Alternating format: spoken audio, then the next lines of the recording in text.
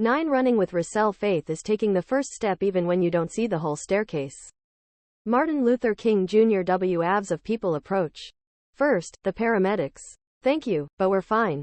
No injuries here. Next come the television reporters, asking for comments, but we are still in flight mode, and we keep moving. People fill the streets, streaming in all directions. We pause for a moment on the southwest corner of Broadway and Ann, about 100 yards away from Tower 2, the South Tower. David takes out his camera to take a picture of the gray and black smoke billowing upward from the towers while I try to reach Karen on my cell phone to let her know we are safe. All CA get, though, is an "all circuits are busy" message. We learned later that the overloading of the cellular phone system was due to the many trapped people say goodbye on the upper floors calling loved ones to go. Still don't know exactly what happened to cause the explosion and the fires. We won't find out until later that the blaze in the towers is so intense it is reaching temperatures as high as 2000 degrees and generating heat equivalent to 3 to 5 times the energy output of a nuclear power plant. Fireproofing sprinkler systems and the water supply for fire hoses have been knocked out, although the fire is so extensive that sprinklers might not be much help anyway. The plane's impact between the 78th and 84th floors destroyed exterior columns and may have also damaged interior columns and the floor plate. The floors near the impact suffered severe damage. But the fire is the key problem, heating up the structure to a critical point. Molten aluminum from the plane is flowing down the side of the building opposite the initial impact. It's 9:59 a.m., just over an hour since we left our offices. David puts away his camera, and I am closing up my cell phone, unable to reach Karen, when a police officer screams, "Get out of here. It's coming down." The South Tower emits a deep rumble that becomes a deafening roar. I hear glass breaking and metal tearing, accompanied by a chorus of shrill and terrified screams. I will never forget that 8 sound as long as I live. It was like a cross between a freight train and a waterfall of breaking glass. A floor up in the southeast corner started the ball rolling with a partial collapse, along with columns along the east face buckling near the floor from south to north. Then the top of the building twisted to the east and south, crashing downward and taking successive floors out like dominoes. The South Tower was down in just 10 seconds in a cacophonous waterfall of glass, steel, and people. The impact creates a vibration that travels through my feet and up my legs, and the street feels like a trampoline bouncing. A jolt of fear rips through me and my throat freezes. I can't even scream. David cries, "Oh, my God," and starts running. In a split second's time I swing 180 degrees, lifting Russell up bodily and spinning around with a death grip on her harness, and we break into a run too. We are running for our lives. No one is helping anyone anymore. Except for Russell and me. We are still there for each other. Rocks, metal, and glass fall around us, and small hard objects pelt my head and face. For the second time today, I think that I might die, this time without even being able to say goodbye to Karen. Many people did perish in the streets surrounding the towers, crushed by the falling building, flattened by debris, or blasted by the shockwave. There were eyewitness reports of 8-ton steel I-beams tumbling end over end. Cars launched through the air along with chunks of concrete, metal ductwork, and shards of glass. One report tells of an EMT firefighter who survived while flying I-beam killed his partner right next to him. Russell and I run away from the noise. I don't understand why this is happening. My heart cries out to God in anguish. How could you get us out of the building only to bathe it fall on us? As soon as I silently scream out the question, God answers. Hear his voice inside my head and my heart. He speaks directly to me. Don't worry about what you cannot control. Focus on running with Russell, and the rest will take care of itself. I'd never before heard God's voice so close and so clearly. Immediately I feel peace and a sense of protection. My mind and my heart begin to settle down, and I start to focus on Russell. The harness feels solid in my hand, and our bond is sure. But now I am stronger and more confident. I know beyond any shadow of a doubt that God is directing me just as I direct Russell. The noise becomes more intense, debris showering the streets. We reach Fulton Street, which we had crossed only a few moments before. After turning right on Fulton, David and I somehow find each other, and we stop for a moment, all of us panting from the adrenaline-powered flight. It turns out he had run in the same direction. Then comes the cloud. A monstrous dust cloud 300 feet high roars at us, enveloping us in a thick, toxic blanket of smoke, gases, vapors, and pulverized concrete dust. The cloud moves too fast and we cannot get away. We're blasted with sand and gravel. My body tenses up, but there is nothing else to do but inhale. The dust and debris fill my throat and my lungs. I am drowning. 10. Teach me about how fearful sheep are, afraid of anything new or unexpected. Sheep can't sleep and won't eat unless they feel safe and secure. They're also afraid of fast-moving water, so it's up to the shepherd to find quiet, comfortable places, green pastures, and still waters where the sheep can sleep, eat, and drink. During Thunderell storms, Russell's safe haven was under my desk in the basement at home, her head on my feet. When the South Tower suddenly gave way and we were overtaken by the airborne dust and debris, we needed a sanctuary too. Because Russell trusts me and because we've worked together enough to become a team and to know each other's habits, she tends to my voice. When I correct her, she stops and listens, trying to figure out what I want her to do. It's the same with the shepherd. As the relationship grows, the sheep learn to follow his voice in the paths of righteousness. Then, when difficult times come and the sheep have to walk through dangerous situations, God is there, guiding. When he worked as a shepherd, my dad used a rod and staff to guide and protect the sheep. I have my white cane and the guide dog harness instead. God uses more sophisticated and even mysterious ways to guide and protect, but even though I don't always understand how he works, I am comforted and confident knowing that he is at work in my life. When the day ends and Russell's harness comes off, she can rest. She knows she's part of the family, and she has her own bed, her own dog toys and chew bone, and her own food and water bowl. When work is over, she can play, eat, and relax. She is an important part of our family, just as I'm an important part of God's family and an honored guest at God's table. Even when there are trying to breathe through dirt. The dust is so thick I can feel it going down my throat every time I take a breath. I feel like I'm dying, the dust filling up my body and choking the life out of me. Somehow I hang on to Russell's harness and we keep moving. Russell is right alongside, guiding perfectly. She never stops. Guide dogs are specially bred and trained to focus.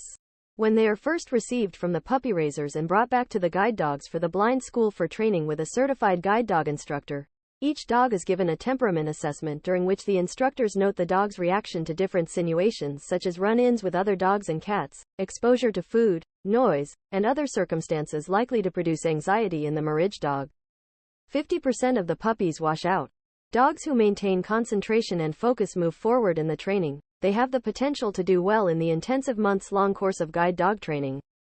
Russell passed that test back when she was a puppy, demonstrating the intelligence and steadfastness I need now. Enveloped in the cloud, she continues to work and to guide even though her eyes, nose, and mouth are full of dust and debris too. Russell's guide dog training could never have prepared her for anything like this, but she is brave and she does not quit. Instead, she uses whatever senses she can muster to watch out for me. Whatever happens, whether we live or whether we die, we are in this together. If we don't make it out alive, I hope we stay together. My hand on Russell's harness. I will never let go. Tough times. One of my favorite biblical passages is Psalm chapter 23, and the older I get, the more I realize that life isn't just about green pastures and still water. Just like in the psalm, it also includes hot, dusty roads, deserts, enemies, and sometimes fire. Psalm chapter 23. The Lord is my shepherd, I shall not want. He makes me to lie down in green pastures, he leads me beside the still waters. He restores my soul, he leads me in the paths of righteousness for his name's sake. Yea, though I walk through the valley of the shadow of death, I will fear no evil, for you are with me. Your rod and your staff, they comfort me. You prepare a table before me in the presence of my enemies, you anoint my bead with oil, my cup runs over. Surely goodness and mercy shall follow me all the days of my life, and I will dwell in the house of the Lord forever. My dad taught me to love God. Not only did we spend a lot of time over the years working together on electronics, math, scouting, and doing ham radio, but we also talked about bigger things like who created the universe? Why are we here? Who is in control? What is the purpose of life? I could bring just about any question to my dad and he was willing to talk to me about it. In a lot of ways, we were kindred spirits. My father did a lot of reading on Christianity, and he read to me often. When I was in 4th grade, I came home from school one day to find several big boxes waiting for me. Inside was a Braille Bible, King James Version, in 18 large volumes. It takes up almost 5 feet of shelf space and still occupies prime real estate in my home office. My mother was Jewish, and her ideas about religion tended to be wrapped up in Jewish holidays and challah and chicken soup with delicious matzah balls. She never attended synagogue, but she did go to church with us at St. Stephen's Lutheran Church in Palmdale. I sang tenor in the choir and we attended services every Sunday, although I sometimes found the sermons boring. Rather than sitting and listening to the preacher, I liked exploring the Bible on my own and having discussions with my dad. Our talks ranged all over the place, and we talked about different faiths and ways that people worship God. But for me, faith always comes back to a friendship with God. There is not in the world a kind of life more sweet and delightful than that of a continual conversation with God, said Brother Lawrence. A lay brother in a Carmelite monastery in Paris, Brother Lawrence wrote the practice of the presence of God about maintaining a profound awareness of God moment by moment, no matter the situation. On the ground in desperate flight from the collapsing tower is not the first time I prayed on September 11th. I started praying up in the tower after the first explosion, listening for anything Gong had to say. Just as listening is the most important part of Suche hailing, it is also the most important part of prayer. It's how I try to live my life, constantly asking, am I doing the right thing? Is T what I'm supposed to do? Is this the right path to take? Looking to God for direction is where Psalm chapter 23 starts. Its Firah words are a simple statement of trust in God with, the Lord is my shepherd. In fact, the whole psalm is one of trust, a vow to put oneself in the hands of the living God. The psalm's author, David, had been a shepherd in his youth, just like my father. The psalm so is very special to me. But the shepherd and sheep image also reminds me of the relationship between my guide dog and me. Everything hinges on Russell's initial acceptance of me as her leader. While she helps me in very important ways by keeping me out of holes and making sure I don't walk in front of a speeding electric car, which doesn't make much noise, it is ultimately my job to plan out our route and to direct her. If she doesn't trust me as her shepherd and respond to my tugs on her harness or my verbal commands, our relationship can't work. Because Russell and I are a team, I take care of her. I provide for her wants with food and water, usually in the evenings, in order to minimize her need to relieve herself during the day, especially during long days of air or train travel. She isn't allowed to eat from the table at home or in restaurants. This is a constant temptation for her because many people would like to feed her, and I often have to turn down succulent bits of steak and chicken from well-meaning restaurant owners and servers. Russell's fear of thunderstorms reminds me of my dad telling enemies shout, one can eat and drink of God's goodness in safety his side. I am special to him. I've had many other dogs, but there is only one Russell.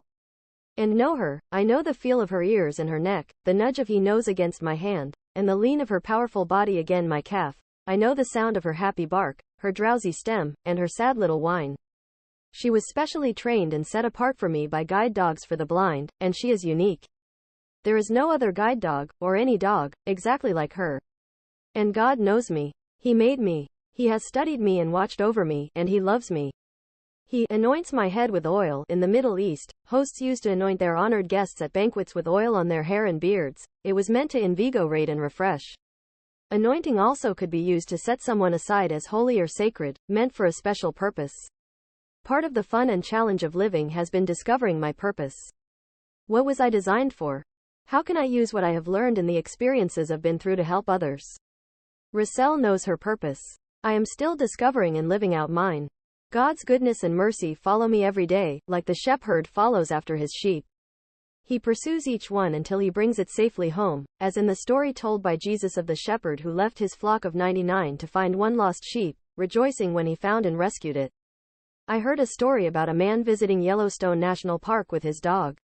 They were hiking among the mineral springs, some of which contain water superheated by geothermal forces above the boiling point to temperatures of 200 degrees Fahrenheit and above. He unleashed his dog, which promptly ran off and jumped into one of the springs. The dog yelped and began to struggle as the water seared his flesh. His owner hesitated for a moment, then jumped in after his dog. There is no happy ending to this story, both perished. But I have always remembered the man's extravagant love for his dog and his decision to chance death in the boiling water. When the tower fell and I cried out to God, his answer gave me hope. When God is for us, who can be against us? There is hope for the future. I am part of God's family, and I will dwell in the house of the Lord forever. I didn't tell anyone about my encounter with God that day under the shadow of the tower. I didn't tell anyone the next day or even the next week. It was such a powerful moment, so intimate and so personal, that I didn't share it with anyone for 3 or 4 years. I wanted to be able to present it right, and I didn't want it to be some hokey, manipulative thing. I didn't want to wear my miracle on my sleeve. I prayed about what to do, and slowly, as time passed, I grew more comfortable talking about my life and death moment, my desperate cry, and God's response, and it slowly became a public part of my story. Some people might not believe it or might judge it wishful thinking or something that came out of my own heart and mind.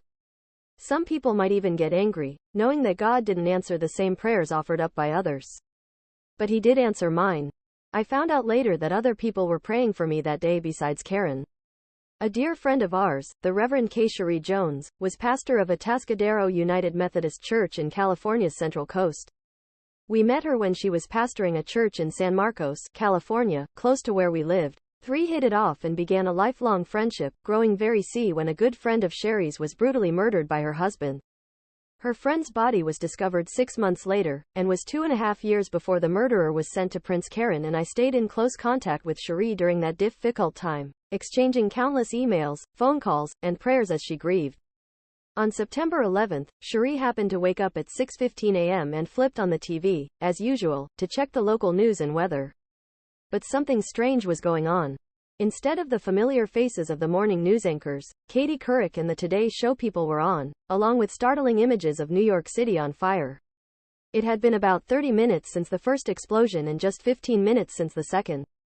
Cherie was confused. The Today Show isn't supposed to be on, she thought. Then she thought of two people. Me, wondering if I still worked in the WTC, and a parishioner who was a pilot for Delta Airlines with a regular west to east coast route. Cherie began to pray for both of us, for the emergency responders, and for the other people in the towers. She called the pilot's wife and found out he was on the ground, safe. Next she tried Karen to see if I was okay but couldn't get through. Then she got down to business. Cherie started calling her prayer warriors to work the church directories. You take pages. And 2. Call everybody and tell them to pray and then meet us at the church at 9 a.m., she told the first one. She kept calling, dividing up the work of contacting the congregation, then headed over to the church. 40 people ended up joining her, and they began to pray for us, for the people in the towers and the Pentagon, for those still in the air, and for the city and the nation. The United States was under attack, and no one knew what was going to happen next. But God certainly knew, and He was hearing a lot about it from the people of Atascadero. When Cherie first started praying for us, David, Russell, and I were in the stairwell on about the 10th floor. When she started calling people, we were out on the street, fleeing the towers. When the South Tower collapsed, she saw it on TV and began praying for me in earnest, not knowing if I was still inside or not. I may just owe my life to my wife, my family, my friends, and a woman out on the West Coast in her pajamas, praying for me by name is Russell, and I walked through the valley of the shadow of death. Sometimes walking, sometimes running, we stay on the sidewalk and move west on Fulton Street, searching for a refuge. I can barely breathe, but I can still hear, and I listen for an opening. I keep telling Russell, right, hoping she will find an open doorway. She listens, and through the harness I can tell she is looking. I don't know if she can see anything, but I'm trusting she will use her nose and her ears to find an opening for us. We have to get out of the dust or we are going to die. But even in the dust cloud, with my guide dog now blind, too, I feel God's presence. He is with me. I am not alone. I am running with Russell.